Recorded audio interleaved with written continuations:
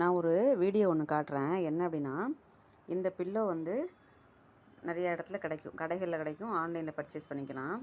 இது நமக்கு எந்த வகையில் பயன்படுது அப்படின்னா, இந்த பில்லோ வாங்கி இப்போ நீங்கள் படுக்கிறீங்க இல்லையா, இந்த தொடை இடுக்கில், இந்த கால் 2 கால் இடுக்கில் இப்படி வச்சுட்டு நீங்கள் வந்து இப்படி படுக்கணும். இப்படி பொசிஷன் படுக்கும்போது இந்த மாதிரி படுக்கணும். தெரியுதா? அது மாதிரி பிரண்டு படுக்கும்போது திரும்ப இதே மாதிரி இதை உள்ளே வச்சுட்டு படுத்துக்கோங்க. இது எதுக்கு அப்படின்னா, நிறைய பேர் இப்படி நீங்கள் படுத்துருந்தீங்கன்னு வச்சுக்கோங்களேன், ரொம்ப நேரம் நீங்கள் அசையாமல் படுத்துருந்தீங்கன்னா இந்த முட்டியும் இல்லை தொடைப்பகுதி ரெண்டும் ஒன்று சேர்ந்து இந்த இடத்துல உராசி காற்று போகாமல் புண்ணு வர்றதுக்கு வாய்ப்பு இருக்குது. ஸோ இதை நீங்கள் சப்போர்ட்டுக்கு வச்சுருந்தீங்க அப்படின்னா இந்த 2 தொடைப்பகுதியும் கால் பகுதியும் உராசாது.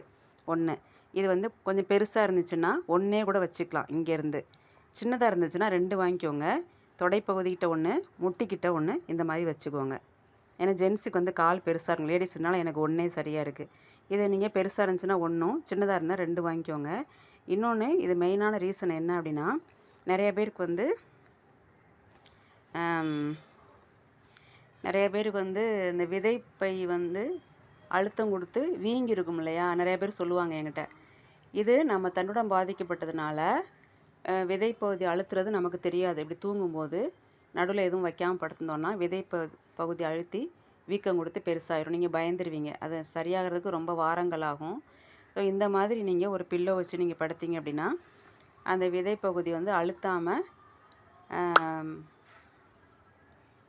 நசுங்காமையோ அழுத்தாமையோ இருக்கிறதுக்கான வாய்ப்பு அதிகமாக இருக்கும். அதனால் மோஸ்ட்லி இந்த மாதிரி பில்லோ வாங்கி நம்ம மக்கள் பயன்படுத்துங்க. ரொம்ப சேஃபாக இருக்கும். ஓகேவா? தேங்க்யூ.